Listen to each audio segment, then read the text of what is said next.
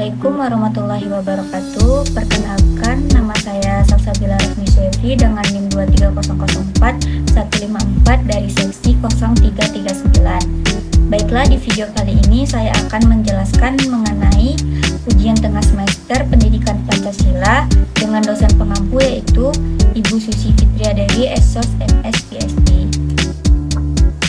Baiklah, pada bab pertama saya akan menjelaskan dari soal pertama, yaitu jelaskan urgensi pendidikan Pancasila bagi mahasiswa atau generasi muda. Urgensi pendidikan Pancasila, mata kuliah pendidikan Pancasila diberikan karena adanya kesadaran akan perlunya pendidikan yang berkesinambungan mulai dari sekolah dasar sampai perguruan tinggi. Diharapkan dengan pemahaman yang semakin mendalam akan nilai-nilai Pancasila, generasi muda dapat mengimplementasikannya dalam kehidupan sehari-hari. Pendidikan Pancasila juga diberikan karena fakta kemerosotan penghayatan nilai-nilai Pancasila dalam kehidupan sehari-hari, baik individual maupun kolektif sebagai bangsa. Dengan kata lain, mata kuliah ini dihidupkan karena adanya kesenjangan antara pengetahuan dan perbuatan atau tingkah laku. Hal yang kedua yaitu jelaskan pentingnya pendidikan Pancasila sesuai dengan jurusan atau program studi yang ditempuh. Pendidikan Pancasila penting dalam setiap jurusan dan program studi yang sedang ditempuh karena ia merupakan dasar ideologi dan pandangan hidup bangsa Indonesia.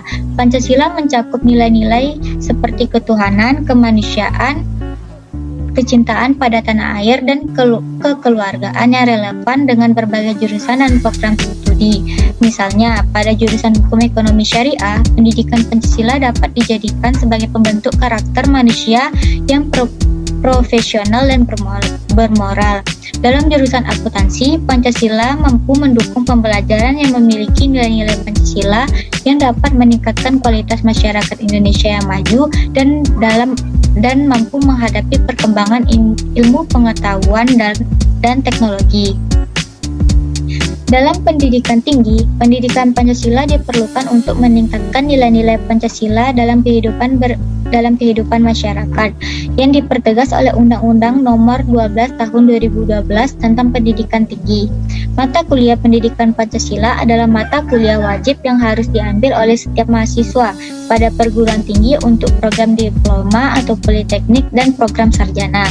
Dalam pendidikan Pancasila, metodologi pembelajaran harus sesuai dengan konteks kemahasiswaan yang bercirikan analitis, kritis, dan dinamis dengan menggunakan pendekatan student-centered learning untuk membangun pemahaman dan kesadaran terhadap nilai-nilai Pancasila. Yang ketiga yaitu bagaimana relasi antara pendidikan Pancasila dan program studi yang saya ambil. Sebagai mahasiswa, saya melihat adanya relasi atau ketertarikan yang erat antara pendidikan Pancasila dan program studi yang saya ambil. Meskipun saya tidak mengambil program studi secara khusus mempelajari Pancasila, namun nilai-nilai luhur yang terkandung dalam Pancasila seharusnya menjadi landasan dan panduan dalam menerapkan ilmu dari program studi nanti di dunia kerja dan kehidupan bermasyarakat. Sebagai contoh, program studi yang saya ambil yaitu teknologi pendidikan. Dalam mengembangkan serta menerapkan teknologi, kita perlu dilandasi nilai ketuhanan agar tidak mengembangkan teknologi yang bertentangan dengan nilai-nilai kemanusiaan dan kebaikan. Kita juga perlu menjunjung kemanusiaan yang adil dan beradab dengan menciptakan teknologi yang inklusif, tidak diskriminatif, dan memberi manfaat untuk semua kalangan. Selanjutnya, semangat persatuan Indonesia menjadi penting untuk membangun teknologi yang dapat mempersatukan berbagai suku, ras, golongan, bukan memecah belah. Dalam prosesnya, kita perlu mengedepankan prinsip musyawarah dan perwakilan yang mencerminkan semangat kerakyatan agar teknologi yang dikembangkan sesuai kebutuhan masyarakat. Terakhir, nilai keadilan sosial menjadi paduan agar hasil teknologi dapat dinikmati seluruh rakyat secara merata dan tidak menimbulkan kesenjangan baru. Jadi pada intinya nilai-nilai Pancasila menjadi filter sekaligus paduan agar ilmu dari program studi yang saya aplikasikan untuk kemaslahatan seluruh masyarakat, bangsa, dan negara. Dengan menjadikan Pancasila sebagai pedoman hidup saya, dapat mengembangkan dan menerapkan teknologi secara bertanggung jawab demi terciptanya keadilan dan kemajuan bangsa. Yang keempat yaitu bagaimana relasi antara tujuan negara mencerdaskan kehidupan bangsa dan tujuan pendidikan Pancasila dan tujuan program studi saya. Yang pertama yaitu tujuan negara mencerdaskan kehidupan bangsa sebagaimana diamatkan dalam pembukaan Undang-Undang Dasar 1945. Salah satu tujuan didirikannya negara Indonesia adalah untuk mencerdaskan kehidupan bangsa. Ini berarti negara memiliki kewajiban untuk memajukan pendidikan bagi seluruh rakyat Indonesia agar menjadi bangsa yang cerdas, beradab, dan berkualitas. 2. Tujuan pendidikan Pancasila. Pendidikan Pancasila bertujuan untuk menanamkan nilai luhur Pancasila seperti ketuhanan, kemanusiaan, persatuan, kerakyatan, dan keadilan sosial kepada generasi muda. Dengan memahami dan mengamalkan nilai ini, mahasiswa diharapkan menjadi insan yang cerdas secara intelektual dan bermoral. Yang ketiga yaitu tujuan program studi saya yaitu teknologi pendidikan. Program studi teknologi pendidikan bertujuan untuk menghasilkan sarjana yang menguasai ilmu dan teknologi dalam bidang pendidikan, mampu merancang, mengembangkan, mengaplikasikan teknologi pembelajaran untuk meningkatkan pendidikan dan pembelajaran. Relasi ketiganya adalah untuk mencapai tujuan negara mencerdaskan kehidupan bangsa. Program studi pendidikan harus mengintegrasikan pendidikan keilmuan dengan pendidikan karakter berbasis nilai-nilai Pancasila dengan memadukan kompetensi akademik dan karakter Pancasila. Lulusan teknologi pendidikan tidak hanya menguasai pengetahuan dan keterampilan tentang teknologi pembelajaran, tetapi juga memiliki integrasi rasa kemanusiaan, semangat kebangsaan, dan kepedulian sosial yang tinggi. Ketiga tujuan tersebut saling mendukung. Pendidikan termasuk program studi saya menjadi sarana untuk mencerdaskan kehidupan bangsa sesuai dengan nilai-nilai Pancasila. Lulusan yang cerdas, berkarakter, dan terampil akan mampu mengembangkan bangsa yang maju dan bermartabat. Semakin banyak putra-putri bangsa mencapai tujuan pendidikannya, semakin dekat pula kita mewujudkan kehidupan bangsa yang cerdas. Yang kelima yaitu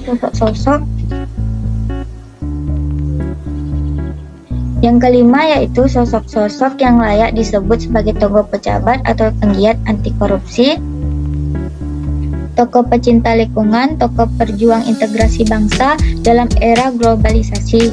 Yang pertama yaitu tokoh pejabat atau penggiat anti korupsi. Yang pertama yaitu Abraham Samad, Ketua KPK 2011 sampai 2015, Novel Baswedan, penyidik KPK yang diserang dengan air keras. Yang ketiga Chandra M. Hamzam, pimpinan KPK periode 2015 sampai 2019. Luet M. Syarif, mantan Ketua KPK periode 2011 sampai 2015. Yang kedua yaitu tokoh pecinta lingkungan. Yang pertama Bustar Maitar, aktivis lingkungan hidup di Sumatera Barat. Yang kedua Siti Nurbaya, aktivis pelestarian hutan di Kalimantan. Yang ketiga Widya Cahyadi Purnama, pendiri organisasi sampah Kebumen. Yang keempat yaitu Bambang Hero Saharjo, pakar kebakaran hutan. Yang ketiga tokoh perjuang integrasi bangsa dalam era globalisasi. Yang pertama bisa Anies Baswedan, mantan Menteri Pendidikan dan Kebudayaan. Amin Rais, tokoh nasional dan mantan Ketua MPR. Nukolis Majid, tokoh pemikir Islam Indonesia. Garin Nugroho, budayawan dan pengamatan budaya. Yang keempat tokoh penggiat moral atau karakter bangsa, bisa Sri Sultan Hamengkubuwono X, Sultan Yogyakarta. Ahmad Syafli Ma'arif, tokoh agama dan budayawan. Munir, aktivis HAM yang menjadi korban pembunuhan. Nani Esdiang, penggiat pendidikan karakter. Yang kelima yaitu tokoh penggiat anti narkoba, bisa Budi Waseso, mantan Kepala BNN periode 2015 sampai 2017. Zainuddin Sama, pemuda pejuang anti narkoba di Sulawesi Tengah. Yeni Gamawati, aktivis anti narkoba di Bogor. Rani Rahman, pendiri Yayasan Harapan Mulia Nusantara. Yang keenam yaitu tokoh penegak hukum yang adil. Yang pertama Sofyan Sauri, mantan Ketua Mahkamah Agung.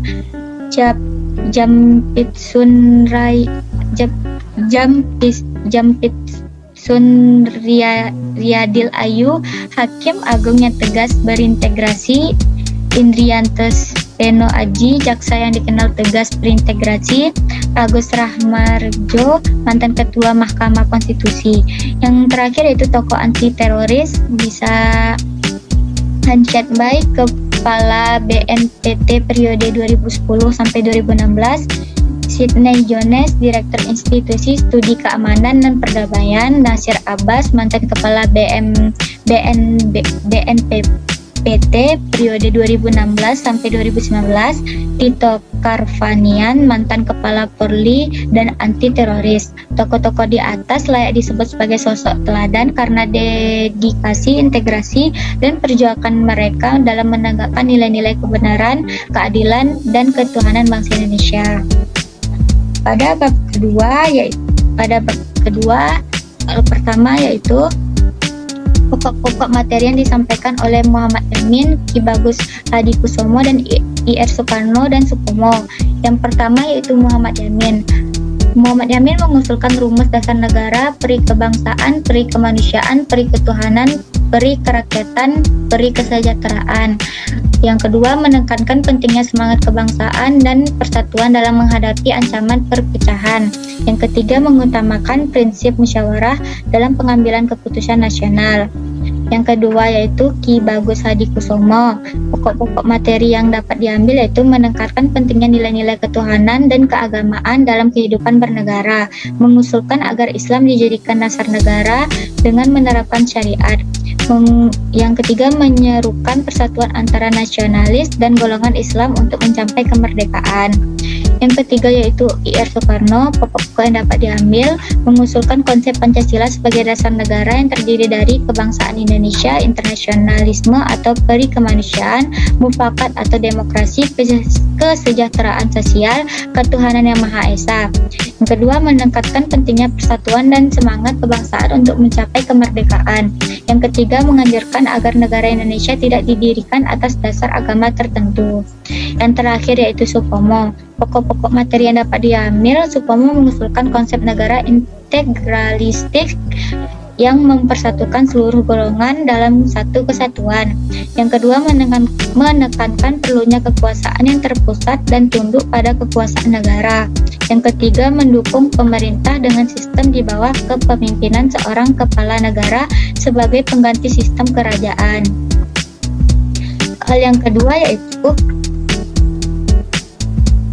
jelaskan Pancasila sebagai identitas bangsa, kepribadian bangsa Indonesia, pandangan hidup bangsa Indonesia, jiwa bangsa Indonesia, dan perjanjian luhur bangsa Indonesia. Yang pertama yaitu Pancasila sebagai identitas bangsa Indonesia. Pancasila merupakan salah satu identitas nasional Indonesia yang berasal dari nilai-nilai yang telah tumbuh dan berkembang dalam masyarakat dan budaya Indonesia. Pancasila merupakan dasar negara dan ideologi nasional Indonesia yang digali dari nilai-nilai yang telah tumbuh dan berkembang dalam masyarakat dan budaya Indonesia. Yang kedua, Pancasila sebagai kepribadian bangsa Indonesia, maksudnya adalah Pancasila merupakan kepribadian bangsa Indonesia yang digali dari nilai-nilai yang telah tumbuh dan berkembang dalam masyarakat dan budaya Indonesia. Sila-sila Pancasila merupakan nilai luhur yang ada pada bangsa Indonesia yang memperkokoh kehidupan bangsa dan mempererat persaudaraan antara sesama dalam tatanan kehidupan sosial warga negara. Pancasila menjadi pedoman kehidupan bersama dalam kehidupan bangsa Indonesia yang memperkokoh kehidupan bangsa dan mempererat persaudaraan antara sesama dalam tatanan kehidupan sosial warga negara. Yang ketiga yaitu Pancasila sebagai pandangan hidup bangsa Indonesia. Maksudnya adalah Pancasila sebagai pandangan hidup atau pandangan dunia bangsa Indonesia yang hendak dijadikan sebagai ideologi negara. Pancasila yang semula hanya melayani kepentingan vertikal menjadi Pancasila yang melayani kepentingan horizontal serta menjadikan Pancasila sebagai kritik kebijakan negara. Yang keempat, Pancasila sebagai jiwa bangsa Indonesia. Maksudnya Pancasila merupakan jiwa bangsa Indonesia yang merupakan falsafah bangsa Indonesia. Pancasila itu lahir dari jiwa bangsa Indonesia. Nilai-nilai Pancasila menjadi spirit yang mempersatukan dan memberikan semangat dalam mewujudkan cita-cita bangsa. Yang terakhir yaitu Pancasila luhur bangsa. Pancasila sebagai perjanjian luhur bangsa. Maksudnya yaitu Pancasila sebagai perjanjian luhur bangsa Indonesia yang merupakan nilai-nilai yang telah disepakati oleh pendiri bangsa. Pancasila mempunyai arti bahwa nilai-nilai yang terkandung dalam Pancasila sebagai jiwa bangsa dan kepribadian bangsa yang telah disepakati oleh pendiri bangsa. Yang ketiga yaitu saya disuruh mencari informasi dan kritisi cara pengambilan keputusan berdasarkan musyawarah untuk mufakat dalam kehidupan masyarakat di sekitar saya dan atau dalam organisasi yang ada di sekitar saya. Dan apa bentuk kearifan yang timbul ketika musyawarah itu berlangsung dan apa kendala yang timbul ketika musyawarah itu berlangsung. Baik, saya akan menjelaskannya. Di lingkungan tempat tinggal saya, setiap ada permasalahan atau rencana kegiatan yang melibatkan warga, biasanya akan diadakan musyawarah warga. Dalam musyawarah tersebut, kita dapat membentuk kearifan yang muncul seperti pertama, keterbukaan untuk menyampaikan pendapat dan menghargai perbedaan pandangan. Yang kedua, sikap untuk mengedepankan kepentingan bersama di atas kepentingan pribadi atau golongan.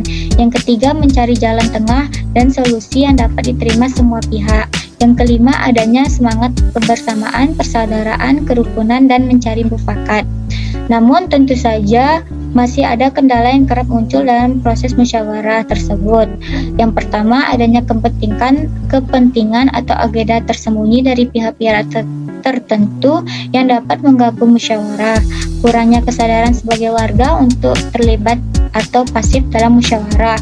Terjadinya perdebatan yang tidak produktif dan memicu ketegangan antar kelompok.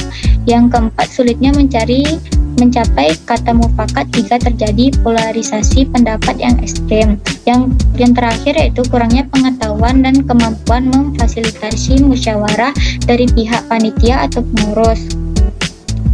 Contoh lainnya dalam organisasi yang saya ambil, yang biasanya saya ikuti dalam mengambil keputusan strategi seperti memilih pengurus inti, biasanya juga akan dilakukan musyawarah mufakat dengan melibatkan seluruh anggota. Kearifan yang muncul seperti saling menghormati dan toleransi terhadap perbedaan pendapat, serta komitmen menjunjung asas demokrasi dan musyawarah. Kendalanya kadang muncul egoisme dan dari kubu-kubu tertentu yang memperjuangkan calon atau kepentingannya masing-masing. Pada bab 3, soal pertama yaitu bukti-bukti sosiologis bahwa Pancasila sebagai dasar negara merupakan nilai yang hidup dan berkembang dalam masyarakat Indonesia. Jelaskan apakah nilai-nilai Pancasila dalam kehidupan masyarakat tersebut menggali kemunduran atau tidak. Untuk mencari bukti-bukti sosiologis bahwa Pancasila sebagai dasar negara merupakan nilai-nilai yang hidup dan berkembang dalam masyarakat Indonesia, kita dapat melihat pada praktik dan kearifan lokal yang dijunjung tinggi oleh masyarakat. Sebagai contoh, yang pertama yaitu nilai ketuhanan yang Maha Esa. Masih banyak masyarakat yang memegang teguh ajaran agama dan menjalankan ritual atau ibadah sesuai dengan keyakinannya. Yang kedua yaitu toleransi antar pemeluk agama masih terjaga dengan tradisi saling menghormati perayaan hari besar keagamaan. Yang kedua yaitu nilai kemanusiaan yang adil dan beradab. Contohnya seperti budaya gotong royong musyawarah dan tolong-menolong masih kuat di pedesaan. Nilai-nilai luhur seperti hormat pada orang tua, tamu masih dipegang teguh. Yang ketiga yaitu nilai persatuan Indonesia. Contohnya masih adanya ikatan primordial dan kebinekaan yang disatukan dalam keragaman suku, budaya, bahasa, dan daerah. Upacara bendera dan pengibaran bendera merah putih menunjukkan rasa nasionalisme. Yang keempat yaitu nilai kerakyatan yang dipimpin oleh hikmat kebijaksanaan. Contohnya tradisi musyawarah desa, rembung desa, lembaga adat masih hidup memutuskan segala hal. Yang kedua, pemilihan pemimpin masih mempertimbangkan aspek kebijakan dan kearifan. Yang kelima yaitu nilai keadilan sosial. Budaya sambatan atau teruna atau arisan masih menjadi wadah berbagi rezeki. Kepemilikan lahan produktif berdasarkan hak wilayah adat untuk keadilan. Meskipun demikian, harus diakui bahwa nilai-nilai Pancasila juga mengalami kemunduran di tengah masyarakat modern perkotaan yang cenderung individualistis dan materialistis. Oleh karena itu, diperlukannya upaya untuk menginternalisasikan kembali nilai-nilai Pancasila agar tidak tergerus oleh nilai-nilai negatif dari luar. Yaitu yang kedua, soalnya yaitu mengapa terjadinya dinamika atau pasang surut di bawah Pancasila sebagai dasar negara. Terjadinya dinamika atau pasang surut di bawah Pancasila sebagai dasar negara karena berbagai faktor. Pancasila adalah dasar dan ideologi negara Indonesia yang mencakup prinsip-prinsip moral, etika, filosofi yang menjadi dasar kehidupan bangsa Indonesia. Namun, Pancasila mengalami pasang surut sebagai ideologi negara terutama pada reformasi karena enggannya para penyelenggara negara. Pancasila mengalami pasang surut karena berbagai tantangan yang dihadapi, seperti masuknya berbagai ideologi asing dalam kehidupan berbangsa dan bernegara yang dikarenakan keterbukaan informasi yang menyebabkan sulitnya Pancasila sebagai ideologi negara. Yang kedua yaitu penyalahgunaan kekuasaan yang sering terjadi karena mengakibatkan kurangnya kepercayaan masyarakat terhadap rezim yang berkuasa sehingga kepercayaan atas ideologi menurun drastis. Dan yang ketiga yaitu munculnya ideologi yang tidak berlandaskan ideologi Pancasila. Yang terakhir yaitu penurunan jiwa patriotisme masyarakat yang mengakibatkan kurangnya pemahaman dan sikap yang sesuai dengan prinsip-prinsip Pancasila. Dinamika Pancasila sebagai dasar negara Indonesia terus menghadapi berbagai masalah seperti kehidupan yang diwarnai oleh kehidupan yang serba bebas yang memerlukan efeksi yang efektif untuk mengatasi masalah pendidikan yang begitu rendah. Pancasila sebagai dasar negara dapat membantu menjamin ketahanan negara Indonesia, mengatur hubungan antar bangsa, dan membentuk dasar moral dan etika yang dapat digunakan dalam pengelolaan negara. Ketiga yaitu tantangan globalisasi yang bertentangan dengan nilai-nilai Pancasila sekaligus solusi untuk mengatasi dampak negatif dan globalisasi. Tantangan globalisasi yang dapat bertentangan dengan nilai-nilai Pancasila antara lain yang pertama yaitu memudarnya nilai-nilai kebangsaan dan nasionalisme akibat pengaduhan budaya asing yang masuk melalui media massa, internet, dan gaya hidup global. Hal ini dapat mengikis semangat persatuan Indonesia dan kemanusiaan yang adil dan beradab.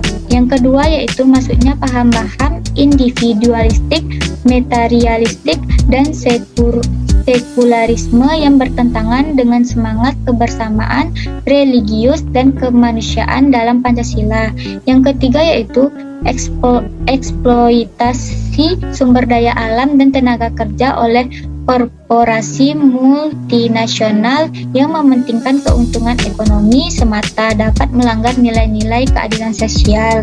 Yang keempat yaitu masuknya ideologi liberal dan kapitalisme yang berlebihan dapat mengancam demokrasi Pancasila yang berdasar kekeluargaan dan musyawarah. Yang kelima yaitu ancaman penyebaran paham radikalisme dan terorisme melalui jaringan global yang dapat meronggang semangat ketuhanan dan persatuan Indonesia. Solusi untuk mengatasi dampak negatif globalisasi ini yaitu pertama, menguatkan pendidikan karakter dan budi pekerti berbasis nilai-nilai Pancasila sejak dini. Yang kedua, mengembangkan filter budaya untuk menyaring pengaruh negatif dari globalisasi yang bertentangan dengan kepribadian bangsa. Yang ketiga yaitu memperkuat regulasi dan pengawasan untuk mencegah eksploitasi berlebihan dan kooperasi asing. Yang keempat yaitu meningkatkan daya asing sumber daya manusia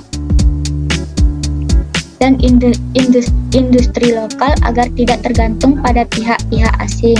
Yang kelima yaitu memperkuat kerjasama regional dan internasional untuk memerangi penyebaran paham radikal dan terorisme. Yang keenam yaitu mengembangkan ekonomi yang berkeadilan dan berbasis nilai-nilai Pancasila sebagai penyeimbang pengaruh kapitalisme global. Yang terakhir yaitu menggalakkan dialog antar budaya dan agama untuk memperkuat toleransi dan semangat kebinekaan.